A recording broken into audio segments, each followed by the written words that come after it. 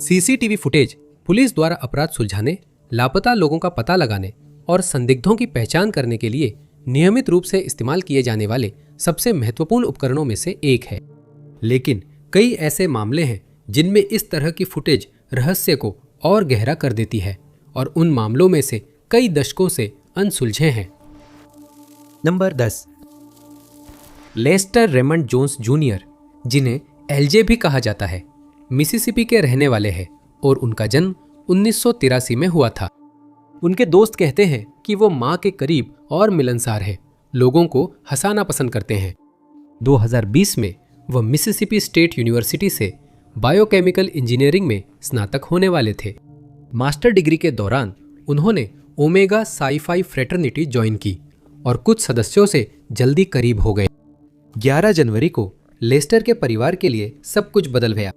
उस सुबह वह अपनी मां और भाई से मिलने टुपेलो 1 घंटे की ड्राइव करके गया, लेकिन उसके दिन में आगे के लिए और भी प्लान थे, क्योंकि वह जैक्सन जा रहा था अपनी फ्रेटर्निटी के कुछ साथियों से मिलने। यह यात्रा आमतौर पर 3 घंटे में पूरी हो जाती थी, लेकिन लेस्टर दोस्तों से मिलने को लेकर बहुत उत्साहित था। उसकी मां ने कहा कि उसके व्यवहार में कुछ भी अजीब नहीं था। आखिर उसने परिवार को अलविदा कहा और जैक्सन के लिए रवाना हुआ। उसकी यात्रा अब भी रहस्य है। लेस्टर को आखिरी बार फ्लोवुड के लेकलैंड ड्राइव स्थित एक्सॉन गैस स्टेशन के सीसीटीवी फुटेज में देखा गया था। उसे अपनी कार पार्क करते और स्टोर के अंदर जाते हुए देखा जा सकता है, जिसके बाद उसने वॉशरूम का इस्तेमाल किया।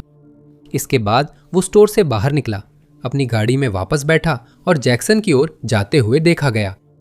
उसके पास यात्रा के लिए सिर्फ 15 मिनट बचे थे, जिससे उसकी गुमशुदगी और अजीब लग रही थी। लेस्टर के दोस्त हैरान थे कि वह समय पर नहीं आया और जांचकर्ताओं का मानना है कि वह जैक्सन नहीं पहुंचा। जब उसकी मां ने उसे उसके मोबाइल फोन पर संपर्क करने की कोशिश की तो कोई जवाब नहीं मिला और वह चिंतित होने लगी कि उसके साथ कुछ हो गया है। जब कई दिन बीत गए और उसकी कोई खबर नहीं मिली तो उसकी मां ने कैलिफोर्निया में रहने वाले उसके पिता से संपर्क किया और उन्होंने भी उससे संपर्क करने की कोशिश की, लेकिन कोई फायदा नहीं हुआ। उसके फ्रेटर्निटी के साथी भी उससे संपर्क नहीं कर पाए। बाद में पता चला उसने फोन गैस स्टेशन के बाथरूम में छोड़ दिया था। यह आम बात थी क्योंकि लेस्टर अक्सर फोन खो देता था। शुरुआत में ज्यादा चिंता नहीं हुई। गैस स्टेशन की सीसीटीवी में कुछ असामान्य नहीं दिखा, इसलिए फिलहाल माना गया कि लेस्टर किसी जानकार से संपर्क नहीं कर पाया। उसके पास फोन न होने से पुलिस उसकी गतिविधि ट्रैक नहीं कर पाई, लेकिन बाद में पता चला कि उसने फ्रेटर्निटी भाई से 8 मिनट बात की थी, जिसे बाद में नकार दिया गया। लगातार पूछताछ और वकील की सलाह पर उसने आखिरकार स्वीकार किया कि उस रात उसकी और लेस्टर की फोन पर बात हुई थी। यह स्पष्ट नहीं है कि वह बातचीत किस बारे में थी, क्योंकि विवरण सार्वजनिक नहीं है। इस बिंदु तक लेस्टर का मामला कई वर्षों से ठंडा पड़ा हुआ है और उसे कभी नहीं पाया गया है। कुछ लोग मानते हैं कि उसकी गुमशुदगी में उसके फ्रेटर्निटी भाइयों का हाथ था, जबकि अन्य का मानना है कि वह अज्ञात कारण से मेक्सिको गया। उसका वर्णन किया गया है कि उसके बाल भूरे हैं और आंखें काली है। उसकी लंबाई 6 फीट है और वजन 205 पाउंड है। सुरक्षा फुटेज में वह नीली शर्ट जीन्स में है और उसकी पहचान उसके टैटू के शुरुआती अक्षरों से हो सकती है। उसके सीने पर एलजे, पीठ पर जीसस और बाएं हाथ पर पिटबुल कुत्ते का टैटू है और उसकी पीठ पर लिखा है, जीना दुख सहना है, जिंदा रहना उस दुख में अर्थ खोजना है। जिस किसी के पास भी उसके मामले से जुड़ी और जानकारी हो वह स्टार्कविल पुलिस विभाग से 662 323 414 4 पर संपर्क करे। नंबर 9। 2024 में बर्लिंगटन ओंटारियो की पुलिस को विश्वास था कि इलाके में ज्वेलरी स्टोर्स पर हुई कई डकैतियां एक ही गिरोह के लुटेरों से जुड़ी हो सकती हैं और उन्होंने घटनाओं की सीसीटीवी फुटेज जारी की ताकि अगर कोई संदिग्धों को पहचानता है तो वो आगे आकर ऐसी जानकारी दे सके जिससे उनकी पहचान और गिरफ्तारी हो सके। उस दिसंबर जांचकर्ताओं को फेयरव्यू मॉल के ज्वेलरी स्टोर में बुलाया गया, जब नकाबपोश लुटेरों ने हथौड़ों से डिस्प्ले केस तोड़कर ज्वेलरी लूट ली। बरामद फुटेज में दिखा कि चोर लूट के बाद स्टोर से भाग रहे हैं और सुरक्षा कर्मचारी उनका पीछा कर रहे हैं। वे लोग भागने वाली गाड़ी में कूदे, लेकिन भागने में उनका एक्सीडेंट हो गया। वे लोग कार से कूद गए और पैदल ही भाग गए। सौभाग्य से दूसरी गाड़ी के निर्दोष लोग सुरक्षित रहे। ये 2024 में हुई ऐसी 43 स्मैश एंड गो डकैतियों में से सिर्फ एक थी जिसने अधिकारियों को काफी चिंता में डाल दिया है। उस साल 5 दिसंबर को कार का इस्तेमाल एक ज्वेलरी स्टोर के सामने टक्कर मारने के लिए किया गया, जिसके बाद संदिग्ध लोग हथियार लहराते हुए स्टोर में घुसे, डिस्प्ले केस तोड़ने लगे और फिर भाग गए। उस घटना में 4 लोग गिरफ्तार हुए, लेकिन कई डकैतियां अब भी अनसुलझी हैं। एक दिन पहले फेयरव्यू मॉल की डकैती के दौरान 6 लोगों को गिरफ्तार किया गया था, लेकिन 6 और लोग कानून से बच निकले और अब भी फरार हैं। दुकान की फुटेज में दिखाया गया है कि सभी पुरुष जिनके चेहरे ढके हुए थे हथौड़ों का इस्तेमाल करके डिस्प्ले केसों में घुस रहे हैं, जबकि दुकान के कर्मचारी अपनी जान बचाने के लिए जमीन पर लेटे हुए हैं। अधिकांश पुरुष काले कपड़ों में हैं, पर एक ने हल्की रंग की हुडी पहनी है। अविश्वसनीय रूप से दुकान के किसी कर्मचारी को चोट नहीं लगी, हालांकि उन्हें दर्दनाक अनुभव हुआ। 2 दिसंबर को हिल क्रेस्ट मॉल के ज्वेलरी स्टोर में डकैती हुई। लुटेरों ने हथौड़े से कीमती गहने चुराए। पुलिस ने बताया कि घटना में 5 लोग थे, लेकिन कोई संदिग्ध अभी नहीं पहचाना गया है। मैपल व्यू मॉल में बाय एंड सेल ज्वेलर्स के मालिक ने बताया कि उन्हें लगता है कि जिस दिन उनके स्टोर में डकैती हुई वे लोग किशोर थे, और जब उन्हें पता चला कि क्या हो रहा है तब वे एक ग्राहक से बात करने में व्यस्त थे। उन्होंने बताया कि अपराधी करीब $1 लाख की मुख्यतः सोने चांदी की चीजें लेकर भाग गए। सौभाग्य से उन्होंने अपने स्टाफ को पहले ही निर्देश दे रखा था कि अगर डकैती हो तो वे हस्तक्षेप न करें, क्योंकि इससे उन्हें चोट लग सकती है या और भी बुरा हो सकता है। पहले भी दुकान पर डकैती हुई थी, लेकिन पिछली बार यह रात में दुकान खाली होने पर हुई थी। इन बेखौफ डकैतियों ने पुलिस को चिंतित कर दिया है।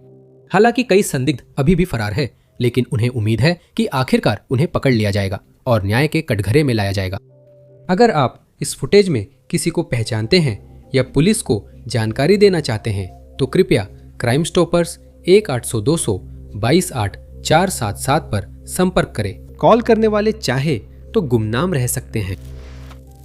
नंबर 8, ये old man and site pub Bolton, England में 1251 में स्थापित हुआ था और देश के सबसे पुराने शराबखानों में है। सदियों के दौरान इसे कई बार नया रूप दिया गया है, खासकर 1636 में, जिसके बाद से ये लगभग वैसा ही बना हुआ है। ये अजीब है कि वही पब मध्ययुग में मिलन स्थल था, सिविल वॉर में सैनिकों के लिए और अब व्यापारियों, छात्रों व स्थानीय लोगों के लिए भी। तो यह कोई हैरानी की बात नहीं है कि इस इमारत से कई अजीब कहानियां जुड़ी हुई है और जो लोग इस जगह से परिचित हैं वे मानते हैं कि इस इमारत में कुछ अजीब हो रहा है। अधिकांश लोग मानते हैं यहाँ किसी आत्मा का साया है।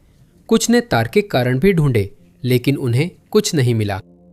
ये पब बोल्टन के छोटे शहर होने के समय से है और शहर के साथ साथ ये भी फलता फूलता गया। इसका इतिहास बहुत लंबा और समृद्ध रहा है, लेकिन इतनी लंबी मौजूदगी के साथ साथ इसमें विश्वासघात, झगड़े, फांसी और मौतों की कहानियां भी जुड़ी हैं, जिनके बारे में बहुत से लोग मानते हैं कि ये पब की डरावनी छवि को और बढ़ा देती है, जिसे शायद इस इमारत की सुरक्षा कैमरों की फुटेज ने भी साबित कर दिया है।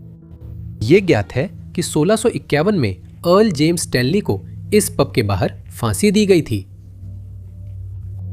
कई लोगों ने पब के बाहर उसकी भूतिया छवि लड़खड़ाते हुए देखी है और बार के उस हिस्से के पास ठंडा स्थान महसूस किया है जहां वह बैठता था। कुछ रिपोर्टों के अनुसार एक पूर्व बारमेट की रोने की आवाज अक्सर पब के तहखाने में सुनाई देती है। कुछ आगंतुकों ने देखा कि बार के पीछे टैंकर्ड हिलते हैं, मानो वह उन्हें साफ कर रही हो और सिसक रही हो। कभी कभी पब की लाइट्स बिना किसी वजह के अचानक टिमटिमाने लगती है, जिससे और भी लोग मानने लगते हैं कि यह जगह भूतिया है।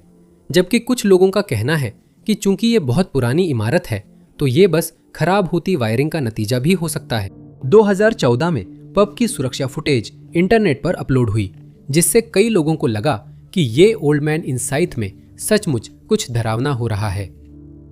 ये फुटेज सुबह 6:17 बजे शुरू होती है, जब पब पूरी तरह से खाली था और ज्यादातर लाइट्स बंद थीं।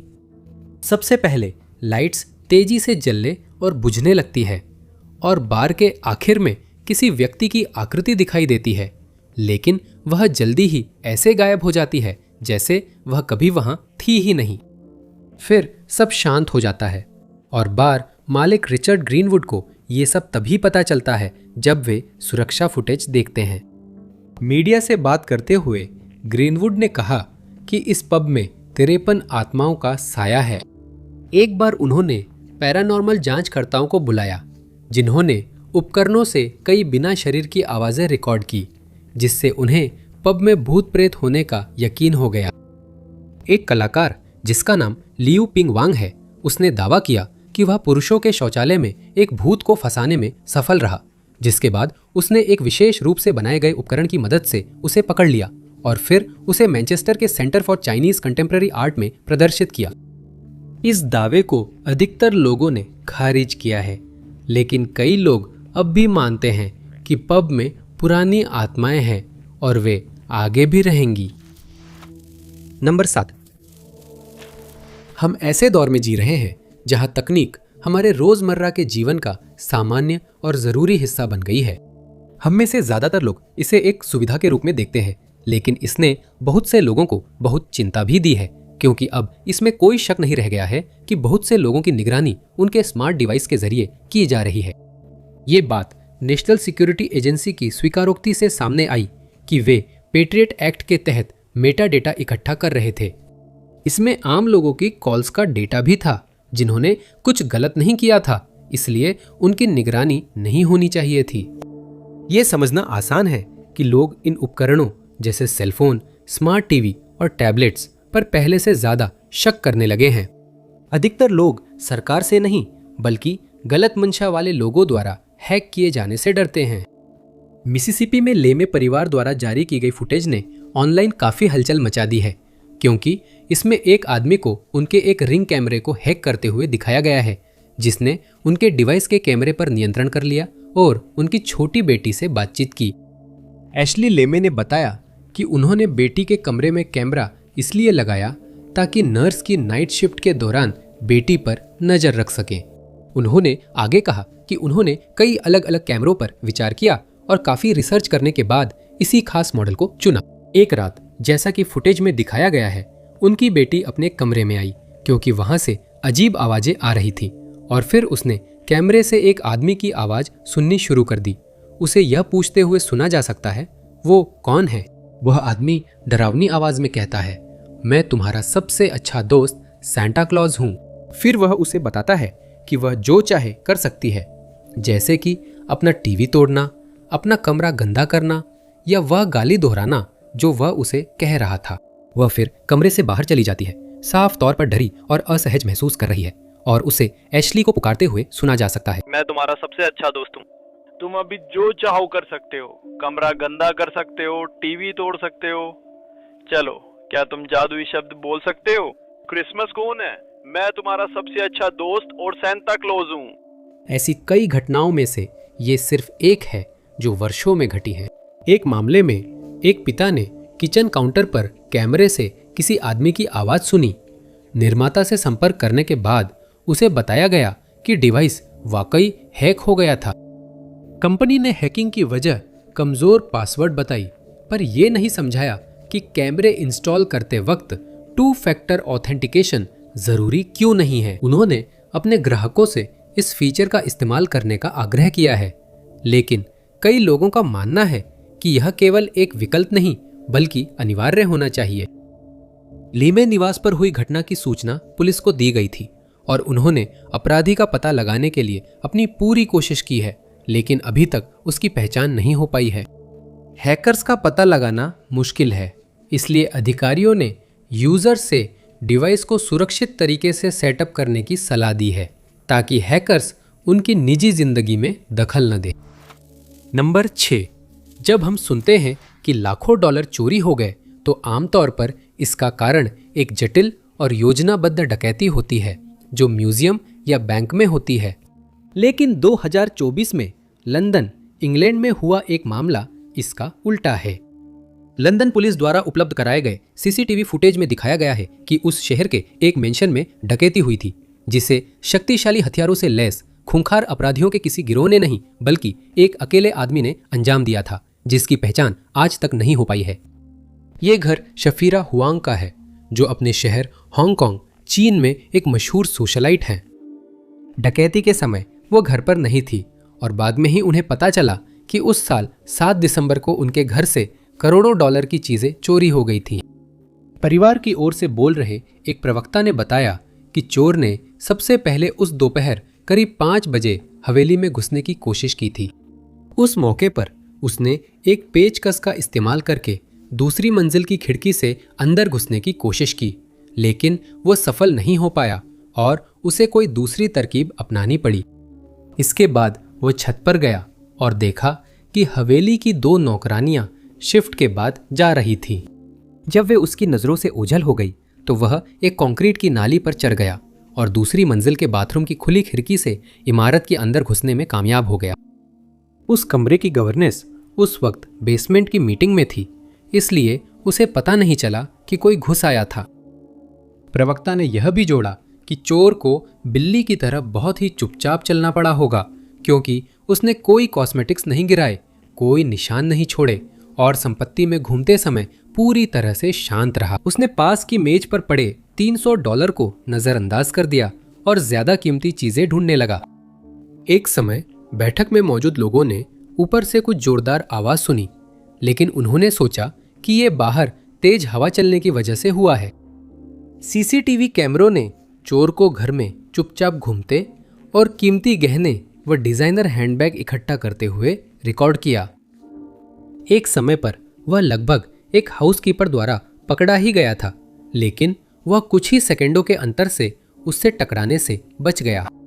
यह महसूस करते हुए कि वह घर के एक व्यस्त हिस्से में है, उसने एक शांत निकास बिंदु तलाशना शुरू किया, जो उसे तब मिला जब वह एक गेस्ट रूम में घुसा। उसने उस कमरे की खिड़की खोलने के लिए हर संभव कोशिश की, लेकिन वहां लगे सेफ्टी लैचों के कारण वो सफल नहीं हो पाया, जिन्हें पूरी तरह से खोलने के लिए स्क्रू खोलने पड़ते। फुटेज के आधार पर अनुमान है कि आरोपी की उम्र 20 के आखिर या 30 के दशक में थी और लंबाई करीब 5 फुट 8 इंच थी।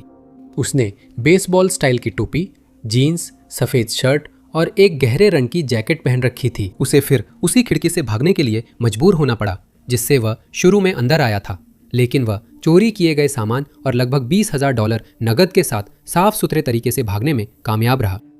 कुल मिलाकर इस आदमी ने इस घर से सामान की कीमत के हिसाब से काफ़ी पैसे चुरा लिए और जो भी इस चोर को पहचानता है और उसे न्याय के कटघरे में लाने में मदद करता है, उसे $6,70,000 का इनाम दिया जा रहा है। अगर कोई भी चोरी किए गए सामान को वापस ला पाता है तो उसे चोरी हुए सामान के कुल मूल्य का 10% इनाम मिलेगा।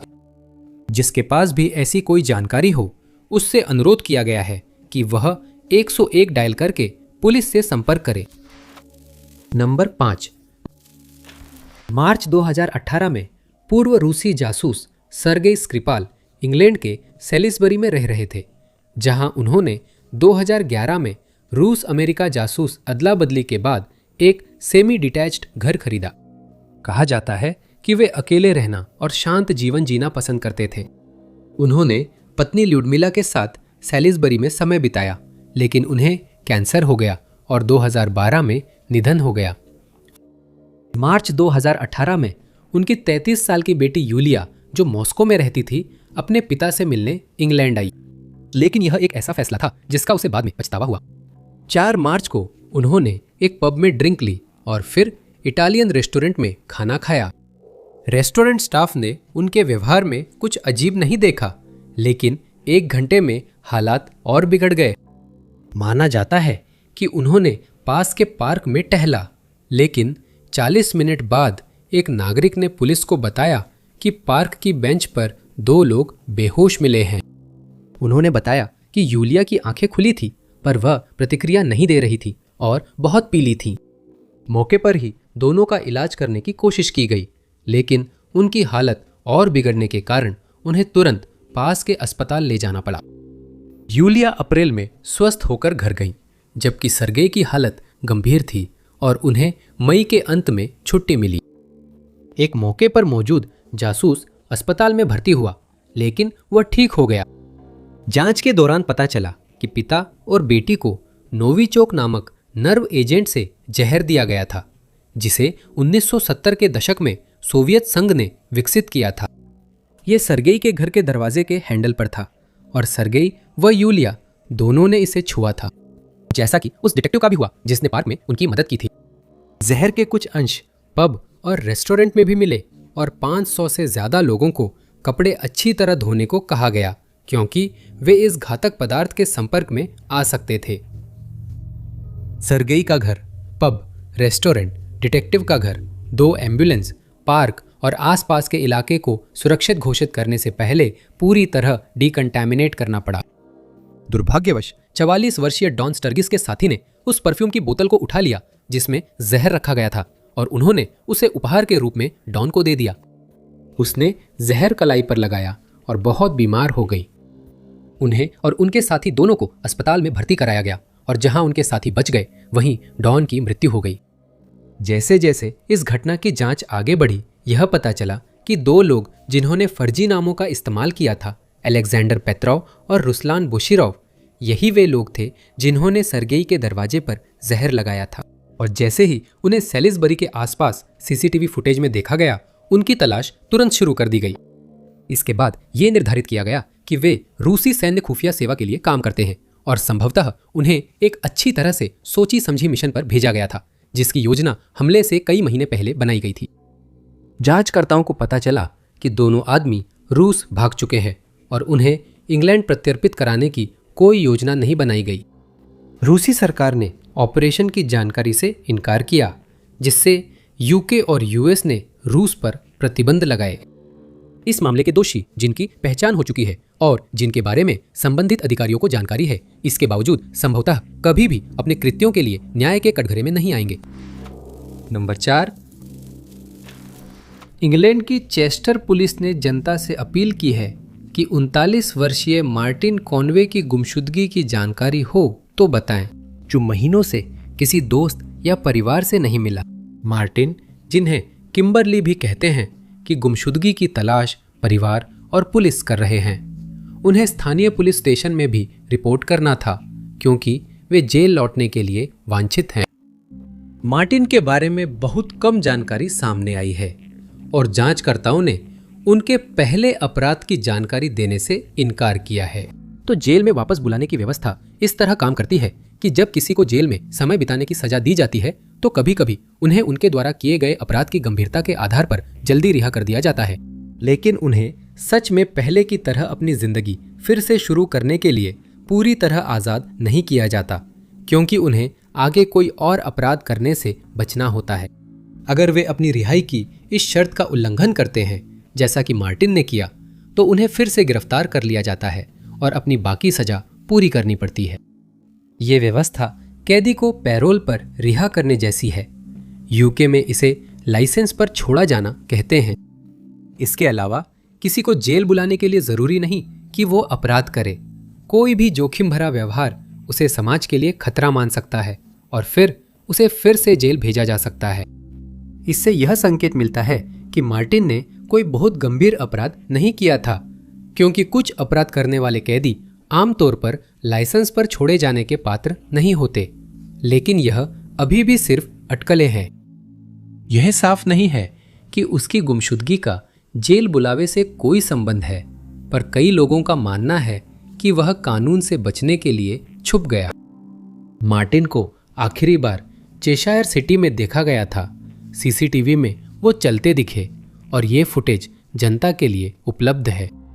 ये फुटेज 1-2 फरवरी 2026 का है। इसमें वह बिल्कुल सामान्य दिख रहा है, कोई परेशानी नजर नहीं आ रही। मीडिया से बात करते हुए पुलिस प्रवक्ता ने बताया कि मार्टिन के एल्समियर पोर्ट, चेस्टर और विर्रल से संबंध है। लोगों से कहा गया है कि अगर वो दिखे तो तुरंत पुलिस को सूचित करे, ताकि उसे फिर से गिरफ्तार किया जा सके। ये घोषणा होने के बाद कि मार्टिन लापता हो गया है, अगले कुछ महीनों में जांचकर्ताओं को जनता से कई सुराग मिले। इन सभी सुरागों की जांच की गई, लेकिन उसे ढूंढा नहीं जा सका। चेशायर सिटी सेंटर के निवासियों से कहा गया है कि वे अपने शेड्स और बाहरी इमारतों की जांच करें, इस आशंका में कि मार्टिन इनमें से किसी में शरण लेने या अधिकारियों से छिपने गया हो। सुराग न मिलने पर उन्होंने उसका हुलिया जनता को दी। उसके हल्के भूरे बाल, नीली आंखें, 5 फुट 7 इंच लंबाई और पतला शरीर है। उसे आखिरी बार काली फर वाली hood jacket, grey track suit pant और सफेद स्नीकर्स में देखा गया था।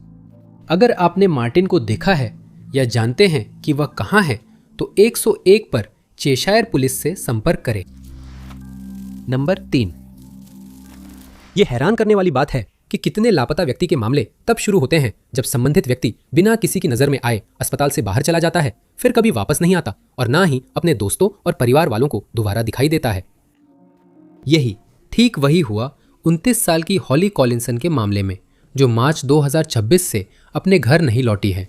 सीसीटीवी तस्वीरें जो उनकी आखिरी ज्ञात गतिविधियों को दिखाती है, अब सार्वजनिक कर दी गई है और उम्मीद की जा रही है कि कोई उन्हें पहचान लेगा ताकि उन्हें उनके प्रियजनों के पास वापस लाया जा सके। हॉली के अस्पताल में भर्ती होने का कारण उजागर नहीं हुआ, पर माना जा रहा है कि उनके पैर में चोट है क्योंकि वो बैसाखी के सहारे चल रही थीं। सीसीटीवी में उन्हें रॉयल कॉर्नवाल अस्पताल ट्रूरो से सुबह 10:10 निकलते ही देखा गया।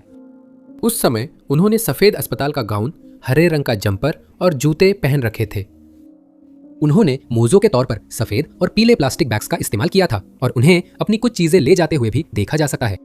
वे चीजें अस्पताल से मिले पारदर्शी प्लास्टिक बैग में थीं और उनके हाथ में काले रंग की ताकामिने इलेक्ट्रिक एकॉस्टिक गिटार थी, क्योंकि तब उनके पास केस नहीं था। माना जाता है कि अस्पताल से निकलते ही उन्होंने कपड़े बदल लिए, इसलिए ये तस्वीरें शायद सही नहीं हैं।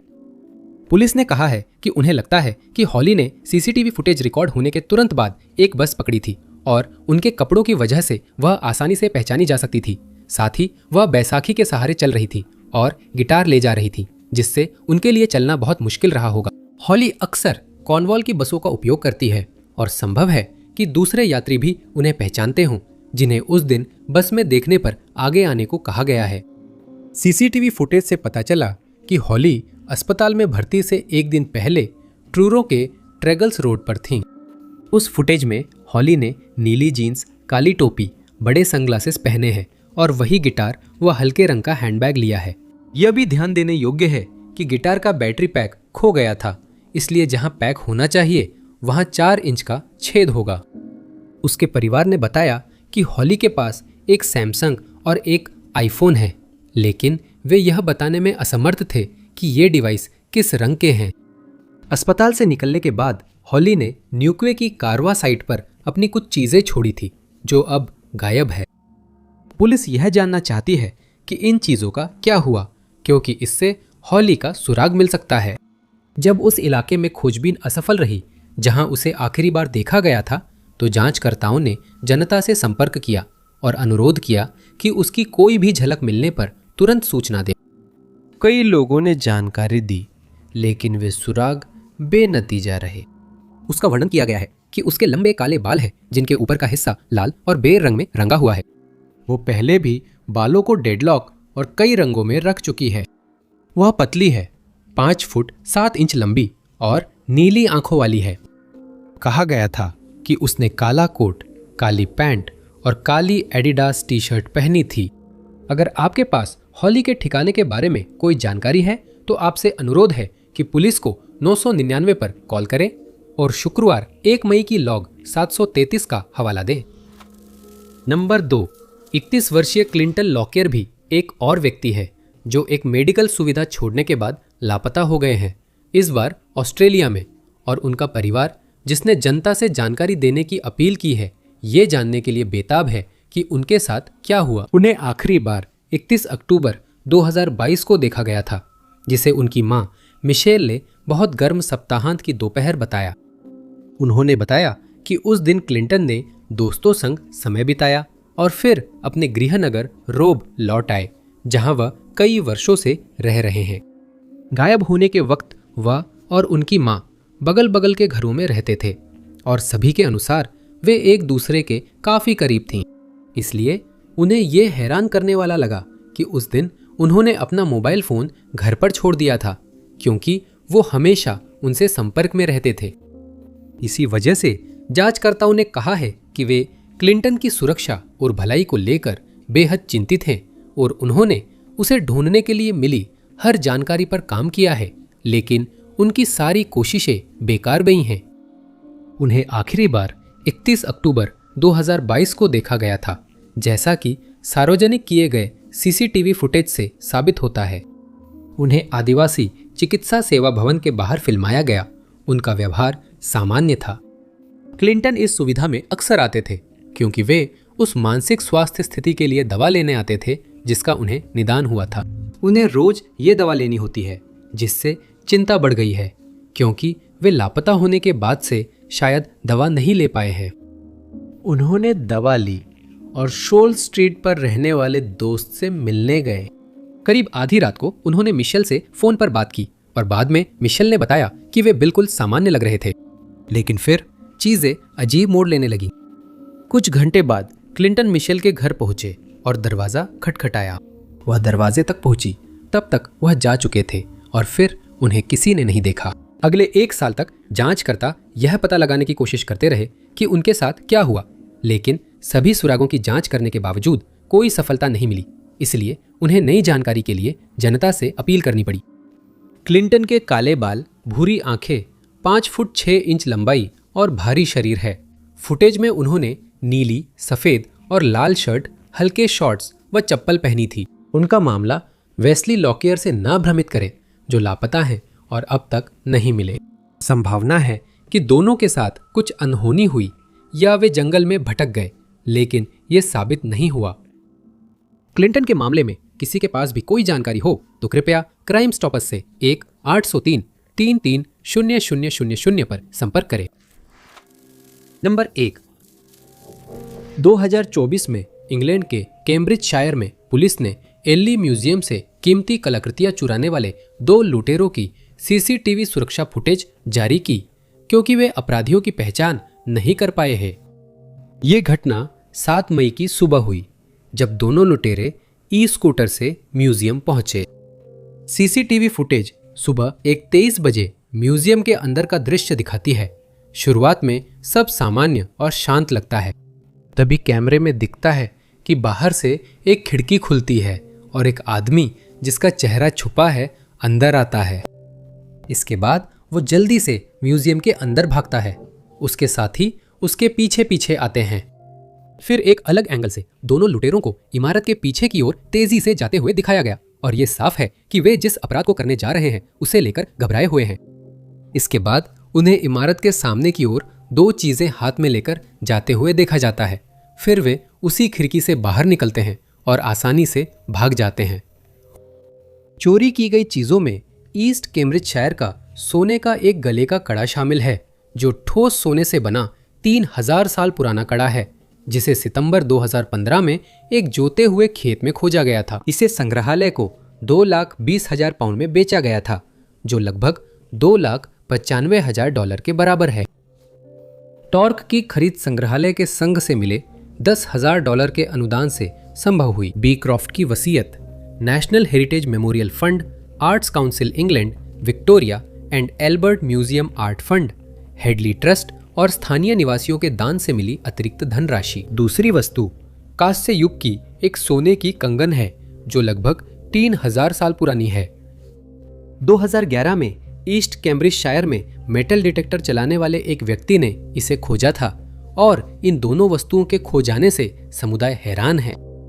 चोरी की रिपोर्ट के बाद म्यूजियम ने फिंगरप्रिंट्स की जांच की, लेकिन कोई फिंगरप्रिंट या सुराग नहीं मिला जिससे अपराधियों की पहचान या लोकेशन का पता चल सके। कहा जाता है कि चोरी से पहले और बाद में स्कूटर म्यूजियम की पार्किंग और पीछे पैदल रास्तों पर चलाए गए थे। वे शायद पास के काउंसिल ऑफिस और ग्रेंज कार पार्क भी गए होंगे।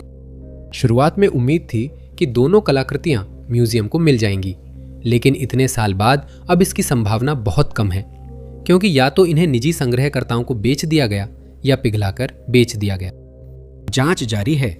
पुलिस ने अनुरोध किया है कि कोई भी उपयोगी जानकारी ऑपरेशन लकुनार का हवाला देते हुए इमरजेंसी नंबर 101 पर दें। वैकल्पिक रूप से आप क्राइम स्टॉपर्स को 0800 55 111 पर कॉल करके भी सूचना दे सकते हैं। देखने के लिए आप सभी का बहुत बहुत धन्यवाद। अगर आपको यह वीडियो पसंद आया हो तो कृपया लाइक बटन जरूर दबाएं। साथ ही सब्सक्राइब करना और नोटिफिकेशन बेल दबाना न भूलें ताकि आप हमारे सभी आने वाले वीडियोस से अपडेट रह सके। मेरा नाम टॉप 5 अननोन है और मैं आप सभी से अगले वीडियो में मिलूंगा।